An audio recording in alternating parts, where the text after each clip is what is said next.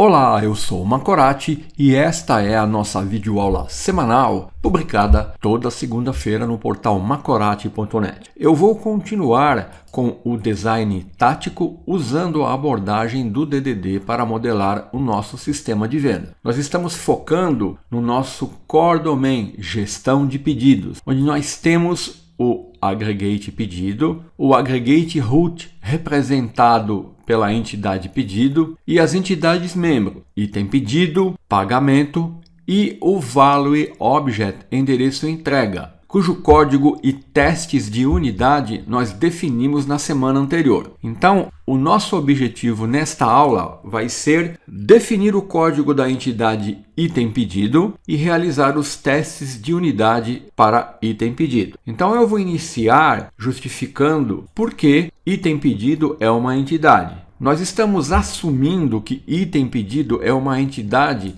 pois um item pedido tem identidade única, definida por uma propriedade ID. E assim, mesmo que dois itens pedidos tenham os mesmos itens, eles são diferentes. Nós temos aqui um ID único, onde cada pedido pode ser rastreado individualmente e nós precisamos salvar e recuperar item pedido de um banco de dados. Além disso, item pedido vai ser definido como uma classe sealed, porque nós queremos garantir que as regras de negócio de item pedido não sejam alteradas por herança. Isso evita que alguém herde e mude comportamentos críticos. Isso faz com que pedido tenha responsabilidades definidas e uma classe sealed ela tem otimizações do compilador. Então agora, antes de iniciar a definição do código da entidade item pedido, nós devemos recordar que ela é um membro do aggregate root pedido.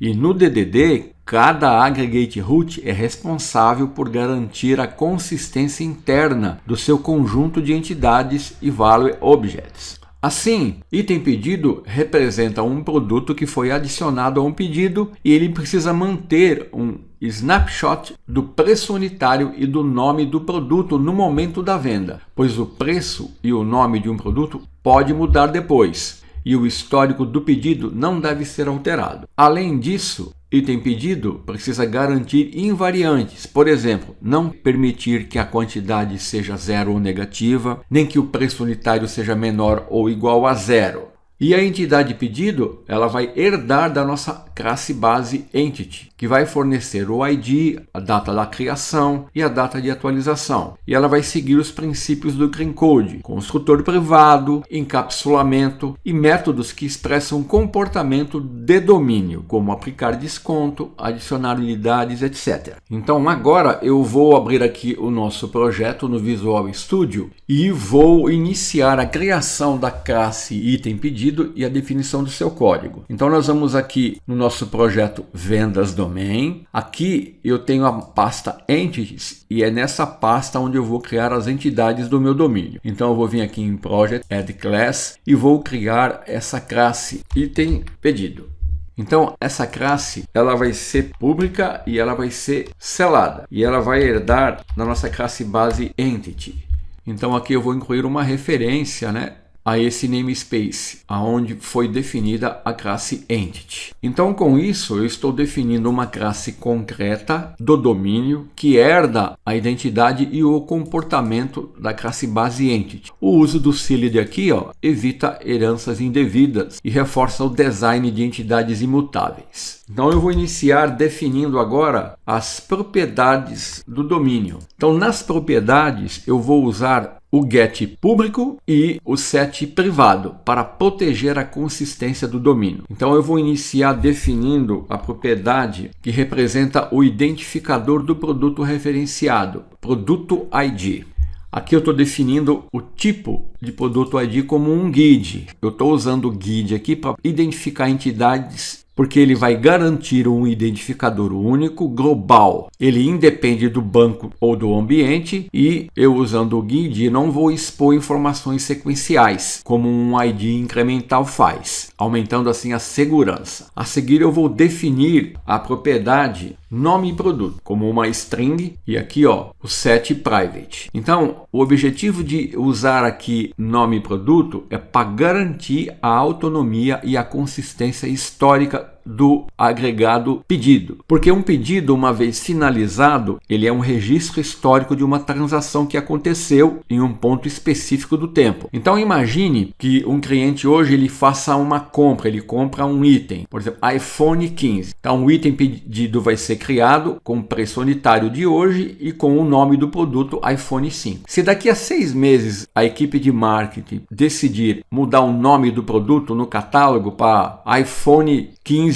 Special Edition. Se nós não armazenarmos aqui o nome do produto, ao exibir o pedido antigo daqui a 6 meses, o nosso sistema iria buscar o produto pelo produto ID, encontraria um novo nome e mostraria iPhone 5 Special Edition. E isso está historicamente incorreto. O cliente ele não comprou o Special Edition, ele comprou um produto com o nome que ele tinha naquela época. Então, por isso que nós estamos armazenando o nome do produto, para evitar que, se futuramente o nome for renomeado no catálogo, o registro do pedido vai permanecer fiel ao que realmente aconteceu. E outro problema que eu teria se eu não fizesse isso, que toda vez para me exibir os detalhes de um pedido, eu teria que acessar e buscar lá no catálogo os dados do produto. Se por algum motivo o catálogo estivesse fora do ar, não estivesse funcionando, aqui o meu Core Domain Gestão de Pedidos não conseguiria exibir os detalhes do pedido. Eu armazenando o nome aqui e o preço unitário, eu estou dando consistência ao meu Core Domain, tornando ele autossuficiente para a maioria das operações. Então, a seguir, a outra propriedade que eu vou definir é a propriedade preço unitário. Então, essa propriedade ela vai representar um snapshot do preço do produto no momento da venda. Então, mesmo que o preço do produto mude no catálogo depois, o pedido vai manter o valor original, preservando a integridade histórica da transação. A seguir, eu vou definir a propriedade quantidade, que representa a quantidade em unidades do produto no pedido. E a seguir, vou definir a propriedade desconto aplicado, que vai guardar o valor absoluto do desconto aplicado ao item. Então ele registra exatamente quanto foi abatido no item e serve de base para auditoria e cálculo de promoções. E a seguir eu vou definir a propriedade valor total do tipo décimo. Desconto aplicado também é do tipo décimo. Preço unitário é do tipo décimo, quantidade do tipo int. Então o valor total aqui ele vai refletir o resultado final do valor do item. Ele vai ser calculado automaticamente a partir do preço unitário vezes quantidade menos o desconto aplicado, garantindo que o valor exibido ou persistido esteja sempre consistente com o estado atual da entidade. Então agora eu vou definir o construtor. Então aqui eu vou definir um construtor que vai permitir eu criar um item pedido, com este código aqui, ó. Aqui eu estou usando um modificador interno para garantir que apenas o aggregate root pedido possa criar instâncias de item pedido. Então aqui, ó, o meu construtor vai receber o ID do produto, o nome, o preço unitário e a quantidade. Aqui eu estou usando a classe guard para fazer a validação. Então observe que aqui, tanto a classe guard como a classe domain exception, se você for analisar, elas têm o mesmo propósito, proteger as invariantes do domínio. Então aqui eu estou usando guard porque eu estou supondo e considerando que o nosso domínio vai crescer. Mas rigorosamente falando, eu poderia usar somente domain exception aqui. Aqui é uma decisão, né, que eu estou tomando, considerando que futuramente eu vou poder usar o guard para realizar outras validações. Então aqui eu tenho o construtor da classe, aqui o calcular valor total, eu vou definir logo a seguir, então o compilador está reclamando que ela não existe ainda, né? Então aqui, olha, geralmente você vai encontrar um construtor privado, que eu vou criar aqui, deixar comentado, que geralmente é usado pelo Entity Framework Core, para permitir que o Entity Framework Core materialize objetos diretamente a partir do banco, sem passar pelo construtor público. Ocorre que esse construtor private aqui, sem parâmetros, ele não é uma exigência do DDD, ele é um detalhe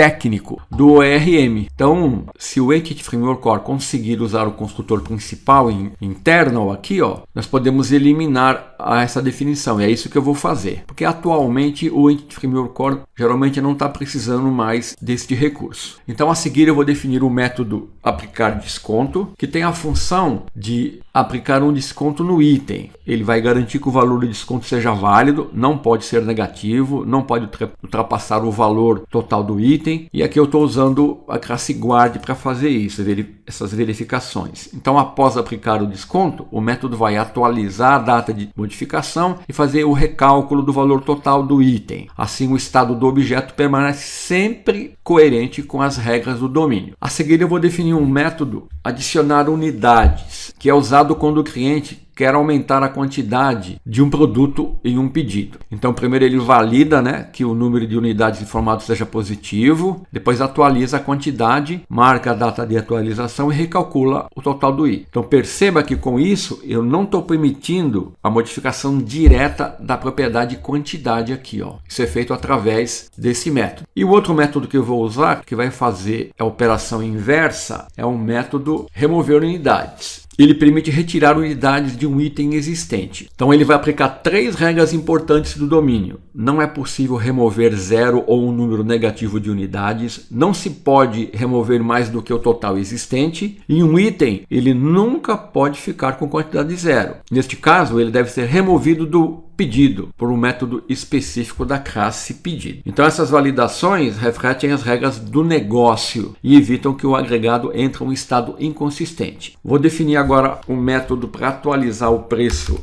unitário em situações como uma mudança de tabela de preços antes da confirmação do pedido. Então ele vai validar que o novo preço seja positivo e após atualizar o valor ele vai recalcular o total do item e registrar a data de modificação. Então aqui, olha, nesses 2 métodos aqui, você pode ser tentado, unificar esses 2 métodos em um único método, como por exemplo, criar um método atualizar quantidade. Tecnicamente falando, isso é viável e funciona, mas no DDD nós devemos priorizar a linguagem do domínio. Se o negócio falar em adicionar unidades e remover unidades como ações distintas, o modelo deve refletir isso, mesmo que internamente o cálculo seja o mesmo. Além disso, num futuro as regras podem mudar, podem variar. Por exemplo, adicionar unidades pode exigir checar o estoque, enquanto remover unidades pode fazer com que eu tenha que recalcular os descontos. Então eu estou preferindo manter os métodos separados aqui. E agora nós vamos definir o último método aqui, que é o método calcular o valor total. Aqui, ó, esses alertas que eu estava tendo aqui é porque eu não havia definido o método calcular o valor total. Então o valor total é o preço unitário vezes a quantidade menos o desconto aplicado. Então ele vai ser usado por todos os métodos que alteram o estado do item para garantir que o total esteja sempre correto. Então como ele é private aqui, ó, ele não pode ser chamado de fora. Apenas os próprios métodos do domínio controlam quando o total é recalculado. Então com isso, ó, eu concluí aqui a definição do código da nossa classe item pedido, que é a nossa entidade item pedido, Então aqui só para reforçar, aqui nós protegemos as seguintes invariantes do nosso domínio. O produto ID não pode ser vazio, ó, ela foi aplicada no construtor e aqui está a domain exception que é lançada. O nome do produto é obrigatório, foi definido no construtor, ó, lança essa domain exception. O preço unitário tem que ser maior que 0, foi aplicado no construtor em atualizar preço unitário, lança essa domain exception aqui, ó. A quantidade tem que ser maior que 0, isso foi verificado no construtor em adicionar unidades e remover unidades. São os métodos, da minha entidade item pedido. E aqui o desconto tem que ser maior ou igual a 0 e menor que o valor bruto. Foi aplicado aqui em aplicar desconto. E lança essa domain exception. E a quantidade não pode zerar após a remoção. Foi definido aqui em remover unidades, lançando essa domain exception. Então com isso, nossa entidade item pedido está definida. Vamos agora definir os métodos de teste de unidade para a nossa classe item pedido. Então eu vou retornar ao nosso projeto, vou salvar aqui tudo que eu fiz nessa classe item pedido e agora eu vou aqui no projeto de testes, ó. Aqui eu tenho a pasta value objects, onde eu já defini o código do value object endereço e entrega. Testes, todos os testes de unidade está definido aqui. E agora aqui na pasta Entities eu vou criar a classe onde eu vou definir os testes de unidade para item pedido. Então eu vou vir aqui Project, Add Class, eu vou chamar item pedido testes. Então aqui eu vou seguir o mesmo roteiro que eu já apresentei nas aulas anteriores para realizar os testes de unidade. Então, esses testes de unidade eles são responsáveis por garantir as regras de negócio associadas a um item de pedido, como aplicar desconto, alterar quantidades e atualizar o preço. O objetivo é sempre preservar as invariantes do domínio e a consistência dos dados. Então aqui, ó, eu vou definir aqui essa classe como pública. E aqui agora tem um detalhe importante. Como nós definimos aqui, ó, na entidade item pedido, o construtor como sendo internal, eu vou ter que usar um recurso aqui para permitir que o código definido aqui em item pedido teste consiga acessar as informações aqui definidas na entidade item pedido sem usar reflection. Para fazer isso, eu vou fazer assim, ó, eu vou vir aqui no projeto vendas domain e vou criar uma classe que eu vou chamar assembly info. Essa classe ela não vai ter nenhum código e nenhum namespace. Ela só vai ter um atributo, que vai ser esse atributo aqui, ó, assembly internals visible to vendas domain tests. Aqui é bem simples. Eu estou permitindo que o meu projeto de testes, ó, definido no projeto vendas domain tests, acesse membros internal no meu domínio, ó, internals visible to. Então, eu vou poder acessar na entidade item pedido o meu construtor item pedido que foi definido como internal. Se eu não fizesse isso, eu conseguiria acessar, só que eu teria que criar um código para usar reflection. Isso não é muito legal. Então, eu tenho que fazer essa definição aqui, ó, no meu projeto vendas domain, criar a classe assembly info e definir esse atributo. Então, eu vou salvar e vou agora iniciar aqui a definição dos testes de unidade. Eu vou iniciar criando um método auxiliar que eu estou chamando aqui, ó, criar item válido, onde eu estou definindo o preço e a quantidade. E aqui eu crio um guide e defino um nome para poder montar rapidamente objetos consistentes que vão ser usados em vários testes, evitando que eu tenha que repetir o código, né, para me focar na regra que o teste realmente quer verificar. Então agora eu vou iniciar criando o primeiro teste de unidade. Então eu vou iniciar com os testes de criação, né? E aqui eu vou definir o primeiro teste de unidade aqui, que está usando o fact do XUnit, né? Ele é um método público e ele tem o nome criar, deve retornar item pedido quando dados válidos. Então ele vai verificar se o construtor cria o item corretamente quando todos os dados são válidos. Vai conferir cada propriedade recebeu o valor separado, vai conferir que cada propriedade recebe o valor separado e que o total seja calculado como preço vezes quantidade. E aqui eu estou usando, né, o Fluent Exception. Como eu já expliquei, ó, produto ID tem que ser igual, né, ele está verificando o nome, preço unitário, quantidade. O desconto aplicado aqui vai ser 0, eu não estou aplicando desconto, né? E aqui ele vai calcular o valor total, ó, multiplicando preço unitário vezes quantidade. 250 vezes 2 tem que ser igual a 500. O outro teste de criação que eu vou fazer vai ser o teste que vai lançar uma exceção quando os parâmetros forem inválidos. Então aqui eu estou usando o theory e o inline data. Então eu vou testar as regras de validação do construtor aqui. Então cada cenário inválido, né, que eu tenho aqui, ó, como o GUID empty, o nome vazio, preço 0, quantidade 0, deve lançar uma domain exception com a mensagem correspondente. Ó, deve lançar uma domain exception com a mensagem. Então eu vou verificar se esses dois testes estão ok, né? Então vamos aqui, ó, em test explorer.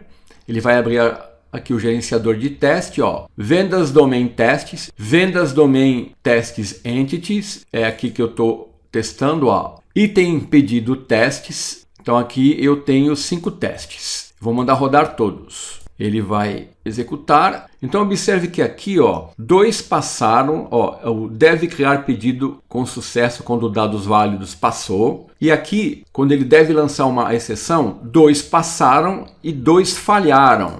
Aqui, ó, os 2 primeiros falharam. Então vamos fechar aqui, vamos ver o que aconteceu aqui, ó. Esses 2 aqui falharam, ó. Quando o GUID for vazio e quando o nome do produto for vazio, falhou. Isso aqui acontece pelo seguinte, ó, porque aqui, ó, em item pedido, na criação, olha aqui, ó, a mensagem de texto. Eu não estou exibindo uma mensagem na exceção. E aqui ele espera uma mensagem, ó, produto de ID inválido. O nome do produto é obrigatório. Então esses dois falharam, porque aqui, ó, na mensagem eu só estou usando name of produto ID e name of produto. Então eu vou ter que fazer um ajuste aqui, ó, na minha classe guard. O método que está verificando se o ID é empty, ele só está usando o parâmetro name, ó, tá vendo? Ele não está exibindo uma mensagem, ele só está exibindo o nome do parâmetro, não pode ser um guide empty. Então o teste unidade está falhando por causa disso. E aqui, ó, quando ele verifica se é null ou quando está vazio, eu também não estou exibindo a mensagem, tá vendo? Então eu vou ter que alterar isso aqui. Então eu vou apenas alterar esse método, só vou incluir aqui, ó, ele exibir a mensagem, tá vendo? E aqui a mesma coisa. Ele vai exibir a mensagem. E agora eu tenho que vir aqui na minha entidade item pedido, e aqui eu tenho que definir para exibir a mensagem aqui. A mensagem que eu estou aguardando no teste, né? Ó, produto ID inválido. E aqui, nome do produto é obrigatório, que é o que eu estou esperando, ó, tá vendo? Produto ID inválido, nome do produto é obrigatório. Senão o teste falha. Então eu vou salvar tudo que eu fiz aqui, vou retornar aqui no teste Explorer e vou refazer aqui, ó, os testes aqui de item pedido teste. Agora passou, tá vendo? Ó? Todos os 5 passaram. Então vamos continuar com os testes agora de unidade. Vou agora fazer os testes de desconto. O primeiro teste que eu vou fazer vai ser esse aqui, ó. Aplicar desconto deve aplicar com sucesso quando o valor for válido. Então, o arrange, né, ó, agora eu estou usando o método criar item válido, tá vendo? Eu crio o item válido, definindo o preço e a quantidade, aplico o desconto e aqui eu estou verificando. Então aqui eu estou testando o método aplicar desconto em um cenário válido. A seguir eu vou definir um outro método para desconto, que é esse aqui, ó. Aqui eu estou usando o theorem lá em data. Aplicar desconto deve lançar exceção quando o valor for inválido, né? Então ele vai lançar uma exceção quando o valor for inválido. Estou garantindo que descontos inválidos, negativos ou acima do valor, lançam exceções com mensagens adequadas. Agora eu vou criar os testes de adição de unidades. Primeiro vai ser o método de teste. Adicionar unidades deve adicionar com sucesso quando o valor for válido. Então você percebe que eu sempre testo o cenário válido e o cenário inválido, usando o AAA. Arrange, Act, Assert. Então esse aqui vai verificar se o método adicionar unidades funciona corretamente, né? Vamos agora para um outro teste, que agora é adicionar unidades deve lançar exceção quando o valor for inválido. Agora eu vou definir os testes de remoção de unidades, ó. Remover unidades deve remover com sucesso quando o valor for válido. Então eu vou testar o método remover unidades com valores válidos. E depois eu vou fazer a mesma coisa para valores inválidos, né? Sempre testo um cenário válido e inválido. E aqui eu vou testar remover unidades deve lançar exceção quando quantidade zerar. Então estou garantindo aqui que um item nunca possa ficar com quantidade zero. Agora eu vou definir os testes de atualização de preço. Atualizar preço unitário deve atualizar com sucesso quando o valor for válido, né? Aqui eu estou testando a atualização do preço unitário para um valor válido. Verifico se o novo preço é aplicado e se o total foi recalculado e a data de atualização alterada corretamente. Ó. No Assert eu faço a verificação. A seguir, né, eu vou testar o cenário inverso. Atualizar preço deve lançar exceção quando o valor for inválido. Então estou garantindo que valores inválidos de preço zero ou negativo geram um domain exception. E agora eu vou testar o teste de igualdade de entidades. Dois itens com o mesmo ID devem ser considerados iguais. Estou verificando a igualdade. Pronto. Com isso, eu concluir aqui, ó, o código dos testes de unidade aqui para os principais cenários aqui do meu item pedido. Aparentemente não tem nenhum erro de sintaxe aqui. Então vamos vir aqui em teste Explorer, né? Observe que eu tenho aqui testes que não forem executados, eles estão aqui desmarcados, né? Eu vou mandar ele executar tudo novamente. Olha aqui, ó, todos os testes passaram, ó. Então, com isso, com esses testes aplicados, eu estou garantido que a entidade item pedido está respeitando as regras de negócio e está sempre mantendo um estado válido. Então, aqui eu estou validando as invariantes do domínio, como eu já mostrei. Então, cada método de teste aqui representa uma regra de negócio protegida por um código aqui que nós estamos testando, garantindo assim a integridade do modelo no Domain Driven Design. Então, até a próxima semana, se Deus quiser.